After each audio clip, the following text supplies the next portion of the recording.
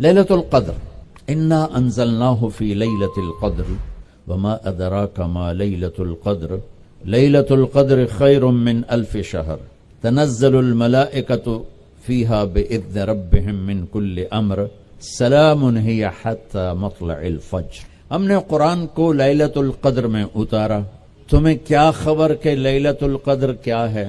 لیلۃ القدر 1000 مہینوں سے بہتر ہے، اس میں فرشتے اترتے ہیں اور یہ صبح تک رہتی ہے۔ لفظ قدر عربی میں اس کا ایک مطلب ہے قیمت، سبحان اللہ۔ تو اللہ نے کہا میں تمہیں بتاؤں، آپ سب تاجر بیٹھے ہو، لیلۃ القدر کی قیمت کیا ہے؟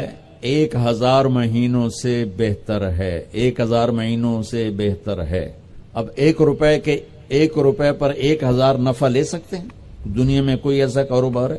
جو ہیروئن بیچتے ہیں وہ بھی نہیں لے سکتے۔ اور میرا اللہ کہہ رہا ہے ایک رات 1000 مہینے، یعنی کوئی 82-83 سال۔ یہ تو آ گیا پہلا قدر۔ دوسرا اس کا مطلب ہے تنگ پڑ جانا، تنگ پڑ فقدر علیہ رزقہ۔ تو تنزل الملائکۃ فیہا، تنزل الملائکۃ والروح فیہا، کہ اس رات اتنے فرشتے اترتے ہیں کہ زمین تنگ پڑ جاتی ہے، سبحان اللہ، اتنے فرشتے آتے ہیں زمین تنگ پڑ جاتی ہے۔ تیسرا مطلب ہے قدر، مقدار کو، تو اللہ تعالیٰ نے اس کا آخری مطلب بھی بتایا، سلام ہی حتی مطلع الفجر، کہ یہ فجر کی نماز تک، فجر کی اذان تک یہ رہتی ہے۔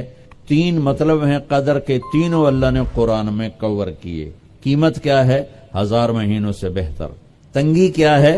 فرشتوں سے زمین بھر جاتی ہے۔ مقدار کیا ہے؟ صبح صادق۔ لیلۃ القدر 27 کی نہیں ہوتی، 21، 23، 25، 27، 29۔ اب یہ 5 راتیں جاگنے چھٹ، آپ لوگ تو ویسے رات کے بادشاہ ہو، جاگ لو۔ تو لیلۃ القدر مسجد میں نہ گزارو، گھر میں گزارو۔ یہ مسجدوں میں اشتہار لگ جاتے ہیں، فلاں کے ساتھ شب قدر گزاریں، فلاں حضرت کے ساتھ شب قدر گزاریں، پھر ادھر کوئی صلاۃ تسبیح پڑھ رہا ہے باجماعت، عورتیں صلاۃ تسبیح کی جماعت کرا رہی ہیں، اور پتہ نہیں اور کتنی عجیب و غریب قسم کی عبادات شروع ہو جاتی۔ یہ نفلی عبادت ہے، میرے نبی گھر میں پڑھتے تھے۔ آپ نے اشراق کے سوا ہر نفل گھر پڑھا، ہر سنت گھر میں پڑھی، تو آپ لیلۃ القدر کو یہ مستورات بھی آپ بھی اکٹھے ہو کے نہیں منانا، الگ الگ مصلی بچھا کر اپنے اللہ سے رونا دھونا کرو، اپنے اللہ کو منانا کرو، میں بھی کروں آپ بھی کریں۔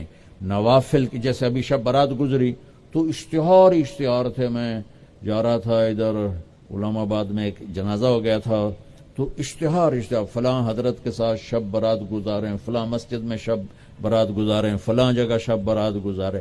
بھائی وہ گھر میں منانے کی ہے، مسجد میں نہیں۔ میرے نبی نے نفلوں کو تنہائی میں ادا کیا، فرض کو مجمع میں ادا کیا۔ لیلۃ القدر میں جاگنا نفل ہے، اور پھر جب کٹھے ہو جائیں گے لوگ اور عورتیں تو پھر ساتھ غیبت بھی چلے گی، اور ایک غیبت کا بول ساری رات کو اڑا کے رکھ دے گا۔ مردوں یا عورت کٹھے ہو جائیں غیبت سے تو بچتے نہیں، نہ ہی رک سکتے ہیں۔ سندھ سے ہم بائی روڈ آ رہے تھے، کراچی سے بائی روڈ جماعت تھی، تو وہ راستے میں بڑی غیبت کریں، نوجوان تھے سارے نئے نئے، میں چپ کر کے سنتا رہا۔ جب کوئی 2 دن گزر گئے نا تو ہمارے پاس بڑی وین تھی، میں نے کہا بچوں ایک نصیحت کرتا ہوں کہ غیبت نہ کیا کرو، مذاق کرو، ہنسا کرو، کھیڑا کرو، غیبت نہ کرو۔ تھوڑی سی میں نے اس پہ بات کی تو بڑے متاثر ہوئے، کہا جی ٹھیک ہے انشاءاللہ آئندہ بالکل نہیں کریں۔ کوئی آدھا گھنٹہ گاڑی میں سناٹا رہا، آدھے گھنٹے کے بعد ایک بولے مولانا جی غیبت نہ کریے تو پھر گلاں کی کریے۔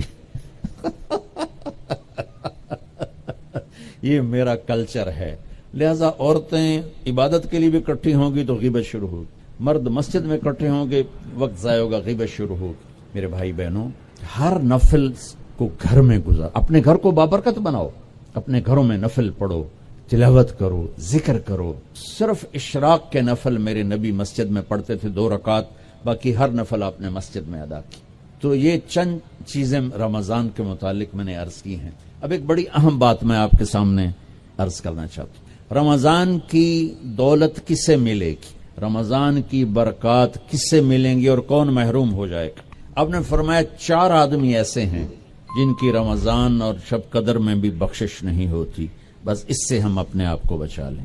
کون ہے یا رسول اللہ؟ آپ نے کہا مدمن خمرن، شراب کا عادی، کبھی کوئی پی لے توبہ کر لے، میں اس کی اجازت نہیں دے رہا ہوں۔ مدمن کا لفظ ہے جو روزانہ شراب پیتا ہے، اس کی رمضان میں بخشش نہیں۔ عاق لوالدیہ، جو ماں باپ کا نافرمان ہے، اس کی بخشش نہیں۔ قاطع الرحم، رشتہ داروں سے لڑنے والا، اس کی بخشش نہیں۔ المشاحن، دل میں بغض رکھنے والا، اس کی بخشش نہیں۔ ہر وہ چیز جو میرے آپ کے لیے نقصان دے اللہ نے حرام کر دی، ہر وہ چیز جو میرے آپ کے لیے مفید ہے اللہ نے حلال کر دی۔ سود حرام کر دیا۔ ہمارے پاکستان کی معیشت نہیں، پوری دنیا کی معیشت ڈوبی پڑی ہے، سارے ملک قرضوں پہ چل رہے ہیں، سود نے پوری دنیا کو تباہ کر دی۔ تو میرے اللہ تعالیٰ نے، آپ دیکھتے نہیں، میرا اللہ کہتا ہے فَأَذَنُوا بِحَرْبٍ مِّنَ اللَّهِ وَرَسُولِهِ، اگر سود نہیں چھوڑو گے تو میرے اور میرے رسول مل کر تمہارے خلاف جنگ کریں گے۔ تو ہر وہ چیز جو مضر ہے اللہ اس سے بند، چونکہ سود چند ہاتھوں میں دولت کٹھی کر دیتا ہے اور غریبوں کے چولہے ٹھنڈے ہو جاتے ہیں، یہ اللہ کو ناپسند۔ جو بھی بھائی پھنسے ہوئے ہیں نکلنے کی نیت کریں اور کوشش کریں، انشاءاللہ چین کی نیند سوئیں گے، چین سے اٹھیں گے۔ ایک عبدالرحمن بن عوف کے 4 اصول بتا دیتے ہوں، سب تاجر بیٹھے ہو، اور وہ صحابہ میں سب سے مالدار ہستی تھے۔ انہوں نے ایک دن فرمایا میں نے زندگی بھر نہ ادھار خریدا نہ ادھار بیچا، اگرچہ یہ آپ کو آج کے ماحول میں بڑی عجیب بات لگے گی چونکہ ہمارے سارے بازار ادھار پہ چلے گئے ہیں۔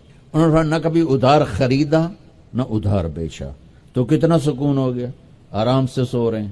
اب ہماری تجارت میں ادھار خرید رہے ہیں ادھار بیچ رہے ہیں، کبھی وہ تنگ کرتا ہے کبھی یہ تنگ کرتا ہے، تو ایک اس موبائل نے تباہی پھیر دی، باقی کسر اس نے پوری کر دی۔ ٹوائلٹ بھی فون سنتے بیٹھے ہوں۔ کبھی سٹاک نہیں کیا مال کو، کبھی سٹاک نہیں کیا، جو ہی نفع ملا فوراً بیچ دی۔ تو ادھار خریدا نہیں، ادھار بیچا نہیں، 2، کبھی سٹاک نہیں کیا، 3، اور کبھی سودے کا عیب چھپایا نہیں۔ اس میں کوئی عیب ہے بتا دیا، آپ اس پہ آ جائیں، آپ کو شروع میں مشکل ہوگی، اس کے ساتھ سچائی اور دیانتداری کو جوڑ دیں، اللہ کی قسم آپ کا سوتر منڈی جانا بھی عبادت بن جائے گا، آپ کا مل میں جانا بھی عبادت بن جائے گا، اگر آپ اپنے تجارت کے ساتھ سچائی اور دیانتداری کو لے آتے۔ تو اللہ نے شراب حرام قرار دی کہ یہ تباہ کر دیتی ہے، ساری برائیوں کی جڑ ہے۔ تھوڑا سا اوپر دیکھیں قرآن کیا کہتا ہے، اللہ تعالیٰ کہتا ہے یہاں نہ پی، تم مجھ سے قرآن سن، کیا ان الابرار یشربون من کاس کان مزاجها کافورا عینا یشرب بها عباد اللہ یفجرونها تفجیرا یوفون بالنذر ویخافون ویطعمون الطعام على حبه مسکینا ویتیما واسیرا انما نطعمکم لوجه اللہ لا نرید منکم جزاء ولا شکورا انا نخاف من ربنا یوما عبوسا قمطریرا فوقاهم اللہ شر ذلك اليوم ولقاهم نظرة وسرورا وجزاهم بما صبروا جنة وحريرا متكئين فيها على الأرائك لا يرون فيها شمسا ولا زمهريرا ودانية عليهم ظلالها وذللت قطوفها تذليلا ويطاف عليهم بآنية من فضة وأكواب كانت قوارير من فضة قدروها تقديرا ويسقون فيها كأسا كان مزاجها زنجبيلا عينا فيها تسمى سلسبيلا ويطوف عليهم ولدان مخلدون إذا رأيتهم حسبتهم لؤلؤا منثورا وإذا رأيت ثم رأيت نعيما وملكا كبيرا عاليهم ثياب سندس خضر واستبرق وحلوا أساور من فضة وسقاهم ربهم شرابا طهورا إن هذا كان لكم جزاء وكان سعيكم مشكورا۔ یہ سورہ دہر کی 16 آیات ہیں، ان میں اللہ نے صرف ایک نعمت کو ہائی لائٹ کیا ہے، وہ ہے شراب، اور 3 درجے بتائے ہیں کہ جو نیک لوگ ہیں وہ شراب پئیں گے، خود اٹھا کے سراہی اٹھائیں گے، جام میں ڈالیں گے، پئیں گے، بوفے سسٹم، بھائی آپ پہ پاؤ تو آپ پہ کھاؤ، ہیں ان کے بھی نوکر، لیکن اللہ کیٹیگرائز کر رہا ہے کہ جو نچلا درجہ ہے وہ خود اٹھا کے پی رہے ہوں گے، کافوری ہوگی۔ وَيُسْقَوْنَ فِيهَا كَاسًا كَانَ مِزَاجُهَا زَنْجَبِيلًا، اس سے جو اوپر والا درجہ ہے انہیں زنجبیل کی شراب پلائی جا رہی ہوگی. پلانے والے کون ہیں؟ ولدان مخلدون، خوبصورت خدام نوکر. پلانے والے کون ہیں؟ اب یہ تو اتنی مستورات بیٹھی ہیں، جنت کے حوریں، وہاں سوکن پڑا کوئی نہیں ہوگا، خوش رہو. اور میرے نبی نے فرمایا تمہیں پتا وہ کن ہاتھوں سے تمہیں جام پکڑائیں گی کہ اگر اس کے ہاتھ کی انگلی کا یہ فنگر ٹپ سورج کو دکھا دیں تو سورج نظر نہیں آئے گا. ان ہاتھوں کے ساتھ وہ تمہیں جام پیش کریں گے. ایک وی جیسے آپ سب وی آئی پی بیٹھو نا، باجی ممبر ہی آ سکتے ہیں اور کوئی نہیں آ سکتا، تو یہ وی آئی پی ہو گئے. تو ایک اللہ کی جنت میں وی آئی پی لوگ ہیں. وہاں کیا ہے؟ وَسَقَاهُمْ رَبُّهُمْ شَرَابًا طَهُورًا. اللہ تعالیٰ کہہ رہا ہے وہاں تیرا رب خود تجھے پلائے گا. تو اللہ نہ کرے کسی میں یہ عادت ہو. ہے تو آنے والا رمضان ہے بھائی، توبہ کر. دوسری جو چیز ہے نا، اس کے لیے جو اللہ نے لفظ استعمال کیا وہ بڑا خوفناک ہے. عاق لوالدیہ. اللہ تعالیٰ اپنے بارے میں کہتا ہے من یعص اللہ ورسولہ، جو میرے اور میرے رسول کی نافرمانی کرتا ہے. اور عاق ہوتا ہے ذرا دیکھیا جائے، اس کو میں نے اتنا چیر دیا ہے کہ یہ جڑ نہیں سکتا. دیکھ لیا آپ نے؟ وہ کوئی بول لو تو صحیح، ہاں ٹھیک، یہ اب جڑ نہیں سکتا، کسی اتنا پرزے کر دیا ہے. عاقہ کہتے ہیں کسی کو پرزے کر دیں، چیر کے رکھ دیں. تو یہاں بڑا خوفناک لفظ اللہ نے نبی نے استعمال کیا کہ جو اپنے ماں باپ کے دلوں کے ٹکڑے کر دے، جگر کو جلا کے رکھ دے، اس کم بخت کی پورے رمضان میں بخشش نہیں ہو. کبھی آواز اونچی ہو جانا فطرت ہے، کبھی سخت بول جانا فطرت ہے. انسان ہیں، بشر ہیں، بچے بھی اکھڑ جاتے ہیں. لیکن ایک وہ ہے بندہ جس نے اپنے ماں باپ کے دل کو جلا کے رکھ دیا. ہمارے قریبی پڑوسی ذمہ دار تھے، میرے والد صاحب کے تعلق والے، فوت ہو گئے. مجھے ملنے آئے، کہنے لگے بیٹا ہمارے بیٹے نے ہمیں اتنا تنگ کر دیا ہے، وہ آگ میں جل رہا ہو تو ہم میاں بیوی اس کے لیے دعا نہیں کریں گے کہ یا اللہ انہوں بچا لے. باپ، والد اور والدہ مل کر یہ بات کر رہے ہیں کہ اگر جل رہا ہو ہمارے سامنے آگ میں تو ہم اس کے لیے دعا نہیں کریں گے کہ یا اللہ اس کو بچا لے. دلوں کو ٹکڑے کر دینے والا، ماں باپ کے دل کو، جگر کو چیر دینے والا، وہ ساری رات میرے نبی نے فرمایا جس نے ماں باپ کو دکھ دیا اس پہ اللہ کی لعنت، اس پہ فرشتوں کی لعنت، اس پہ زمین آسمان کی لعنت. نہ ان کی نماز قبول ہے، نہ روزہ قبول ہے، نہ صدقہ قبول ہے. میرے نبی جنت میں گئے تو آپ نے تلاوت سنی. آپ نے کہا یہ کون تلاوت کر رہا ہے؟ کہا جی حارثہ بن نعمان. تو آپ بڑے حیران ہوئے، حارثہ بن نعمان تو زندہ بیٹھا ہے. میں آپ سپیکر کوئی مل جل کے آپ کو 1000-1200 کا مجمع ہے تو آپ کے لیے سپیکر لگا ہوا ہے. حارثہ مدینے میں قرآن پڑھتا ہے، 7 آسمان کو چیر کے آواز جنت میں چلی جاتی. آپ نے کہا وہ کیسے؟ کہا جی ماں کی ایسی خدمت کی ہے کہ جب قرآن پڑھتا اللہ ساری جنت کو سناتا ہے. سبحان. اور آپ کو قرآن سے بتاؤں، وَقَضَى رَبُّكَ أَلَّا تَعْبُدُوا إِلَّا إِيَّاهُ. اللہ نے اپنا حق صرف ایک آیت میں بتایا. اب سننا، وَبِالْوَالِدَيْنِ إِحْسَانًا إِمَّا يَبْلُغَنَّ عِندَكَ الْكِبَرَ أَحَدُهُمَا أَوْ كِلَاهُمَا فَلَا تَقُل لَّهُمَا أُفٍّ وَلَا تَنْهَرْهُمَا وَقُل لَّهُمَا قَوْلًا كَرِيمًا واخفض لهما جناح الذل من الرحمة وقل رب ارحمهما كما ربياني صغيرا ربكم أعلم بما في نفوسكم إن تكونوا صالحين فإنه كان للأوابين غفورا. 9 جملے اللہ نے اب ماں باپ کے حق میں اتارے. 9 جملے. اگر آپ کے والدین زندہ ہیں تو اللہ کے واسطے ان کی دعا لے. ایک خاتون نے پیغام بھیجا، جی میرے خاوند انتقال ہو رہا ہے، کلمہ نہیں پڑھا جا رہا.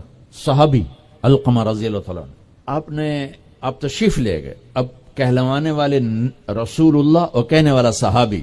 آپ نے کہا بیٹا کہو لا الہ الا اللہ. کہا جی کہا نہیں جاتا، بول رہا ہے کلمہ نہیں پڑھا جا رہا. تو آپ نے فوراً پوچھا والدین میں کون زندہ؟ کہا جی ماں. آپ نے پوچھا ناراض ہے؟ کہا جی ہاں. تو آپ نے پیغام بھیجا آپ آتی ہیں یا میں آ جاؤں؟ انہوں نے کہا نہیں یا رسول اللہ میں ہی آ جاتی. وہ آئیں تو آپ نے کہا آپ اپنے بیٹے سے ناراض ہیں؟ کہا جی میں ناراض ہوں. کیا ناراضگی؟ اب سننا ذرا کیا ناراضگی ہے. کہا یا رسول اللہ کوئی گلہ نہیں اس کے دین کا، راتوں کو اٹھ کے تہجد میں قرآن پڑھتا ہے، دن میں روزے رکھتا ہے، لیکن جب بھی مجھ سے بات کرتا ہے تو بڑی بدتمیزی سے کرتا ہے، اوکھا ہو کے بولتا ہے، تو اس سے میرا دل ٹوٹ گیا ہے. آپ نے فرمایا معاف کر دو. تو وہ اتنی دکھی تھی، اللہ کے نبی کے کہنے پر بھی کہا یا رسول اللہ میرا جی نہیں چاہتا میں اسے معاف کروں۔ آپ نے فرمایا اگر میں اسے آگ میں جلاؤں تو سفارش کرو گی؟ کہا جی پھر تو کروں گی، اتنا تو میرا جگر نہیں کہ جلتا دیکھو۔ آپ نے فرمایا اگر تو نے اسے معاف نہ کیا تو یہ اللہ کی آگ میں جلے گا۔ اچھا یا رسول اللہ میں معاف کرتی۔ آپ نے کہا بیٹا کہو لا الہ الا اللہ۔ اس نے کہا لا الہ الا اللہ محمد الرسول اللہ، اور اس کی جان نکل گئی۔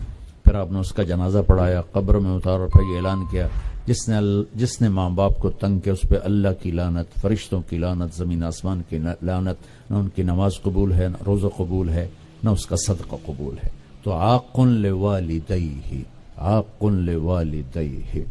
تو بھائیو ماں باپ بہت بڑا خزانہ ہے۔ میرے نبی جیسی ہستی نے کہا کاش میری ماں ہوتی تو ان کی ایسی خدمت کرتا کہ میں عشاء کی نماز کے مصلی پہ کھڑا سورۃ فاتحہ پڑھ رہا ہوتا اور ادھر سے آواز آتی محمد، تو میں اپنی ماں کے لیے نماز توڑ دیتا۔